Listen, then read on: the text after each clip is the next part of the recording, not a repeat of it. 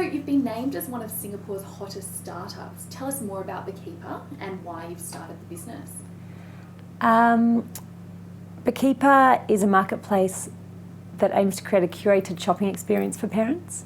So we will bring together the whole range of children's products into one place and create a personalised experience for parents to solve that problem of over-information in the market, basically. And so is that something that was an issue for you? I know you've got a 2-year-old. Yeah, it was inspired by my experience of becoming a mother for the first time. I actually have a finance background and I worked in banking, very, very different from what I'm doing today. But when I was expecting my baby 2 years ago, I was overwhelmed and really shocked by how backward the children's product market is.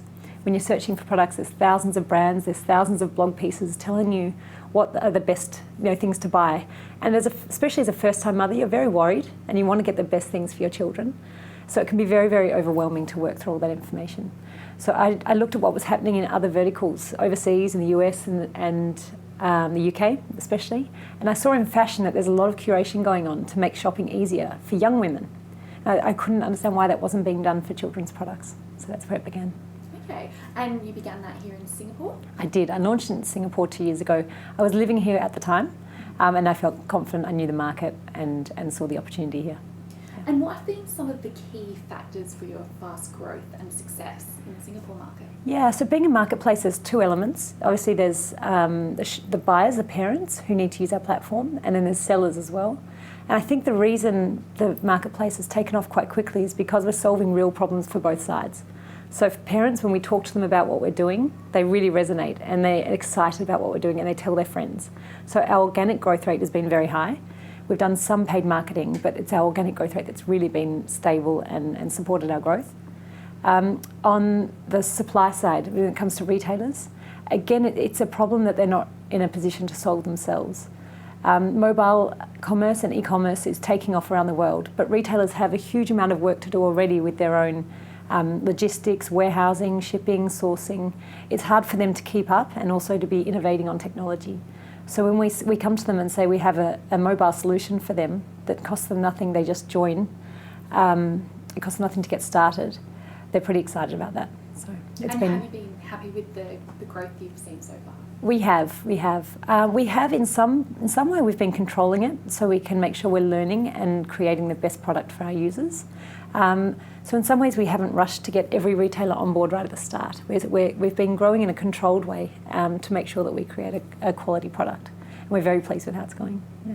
And coming from Australia originally, why did you choose the Singapore market to launch the brand?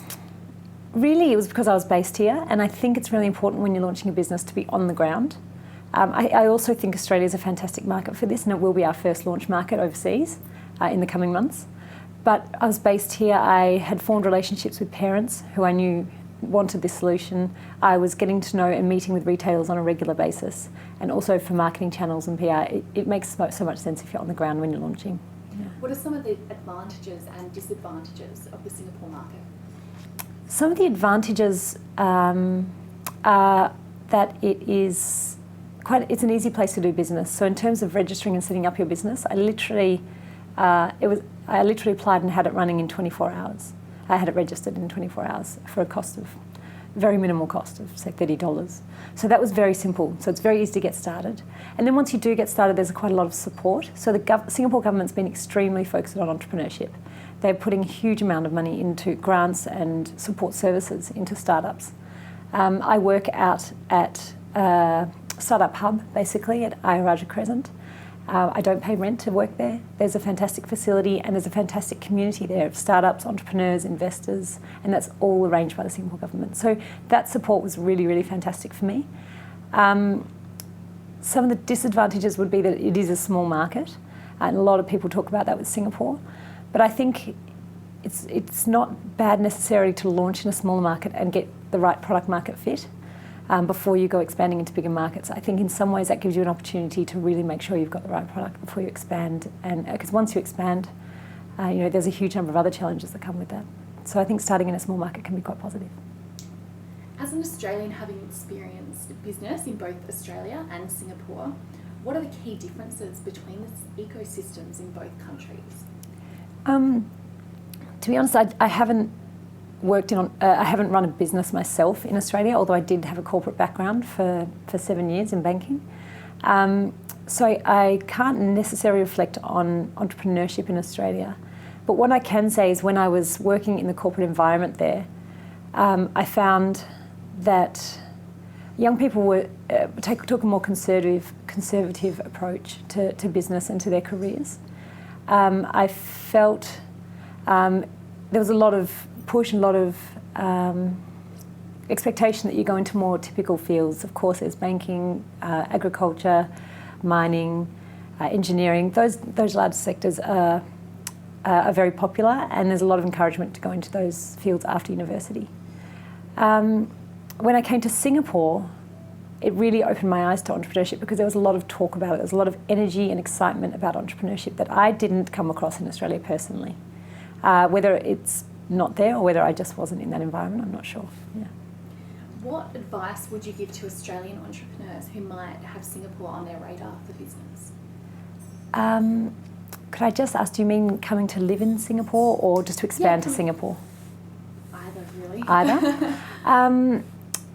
So for expanding to Singapore, I guess they go hand in hand. For expanding to Singapore, I think it's really important to come and spend some time on the ground. Like I said, that's why I launched here, because I think you have to understand the different environments. Singapore's a very, very multicultural international city. There's a huge range of languages, religions, values, behaviours that make up Singapore. It makes it a really special place, but I think it's a very challenging place if you don't understand it.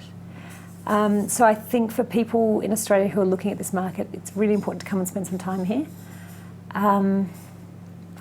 It is again, as I said, it's a small market, but it's a great stepping stone into the rest of Asia. So it's a great place to base yourself if you want to get into other countries like Vietnam, Indonesia, Malaysia, Philippines. It's a great location because you're so close to other large countries as well.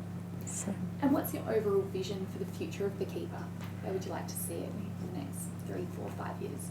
In the next 3, 4, 5 years, we expect to be in at least 5 countries. We see this as a platform that could eventually be global. This problem parents face is not unique to Singapore. It's not unique to Asia Pacific. It's a problem parents are facing around the world as they try to keep up with the fantastic products that have been created.